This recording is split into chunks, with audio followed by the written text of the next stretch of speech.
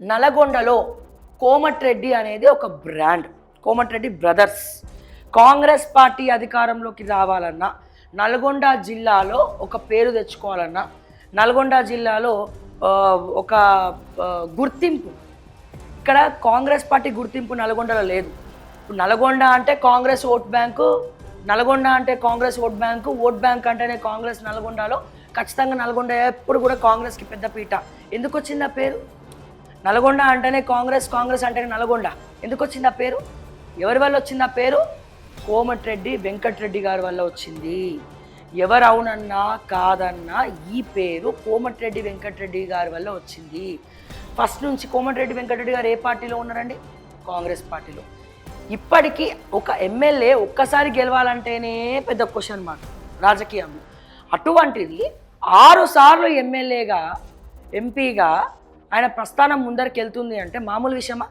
నిజంగా ప్రజలకి మంచి చేయకపోతే, నిజంగా కోమటిరెడ్డి వెంకటరెడ్డి అసలు మంచోడు కాకపోతే, ముంచటోడైతే ఇన్నిసార్లు ప్రజలు 6 సార్లు ఎందుకు కోమటిరెడ్డి వెంకటరెడ్డి గారిని గెలిపించినారు? ఎందుకు గెలిపించినారు? 6 సార్లు. ఓకే, ఒకసారి ఏమో గ్యాప్ వచ్చిందా, మళ్ళీ తర్వాత ఎంపీగా పోటీ చేసినారు, అప్పుడు గెలిచినారు.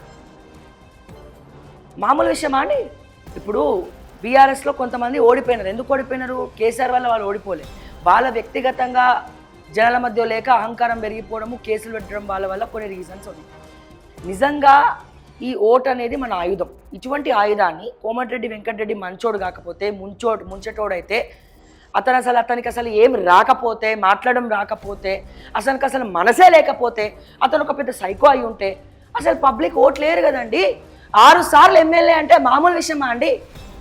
రేవంత్ రెడ్డి కూడా గెలవలేడు కంటిన్యూస్గా 6 సార్లు. నాట్ ఈవెన్ రేవంత్ రెడ్డి కూడా గెలవలేడు. రేపటి రోజున రేవంత్ రెడ్డి తర్వాత ముఖ్యమంత్రి క్యాండిడేట్ ఎవరైనా ఉన్నారు అంటే ముగ్గురు మనం చెప్పుకోవాలి. కోమటిరెడ్డి వెంకటరెడ్డి గారు, ఉత్తమ్ కుమార్ రెడ్డి గారు, తర్వాత దుద్దిల్ల శ్రీధర్ బాబు, ఇంకొక పర్సన్ దామోదర రాజనరసింహ గారు. ఈ నలుగురు కూడా సీఎం రేస్లో ఉన్నారు. ముఖ్యమంత్రిని కనుక పదవిలోకి వెళ్ళి తీసేస్తే నెక్స్ట్ ఈ నలుగురిట్లో ఒకరికి ఎవరికైనా ఇవ్వాలి అంటే ముఖ్యమంత్రి రేసులో కోమటిరెడ్డి వెంకటరెడ్డి గారు ఉంటారు, దామోదర రాజనరసింహ గారు ఉంటారు, దుద్దిల్ల శ్రీధర్ బాబు గారు ఉంటారు, ఉత్తమ్ కుమార్ రెడ్డి గారు ఉంటారు. ఈ నలుగురిట్లో వస్తుంది.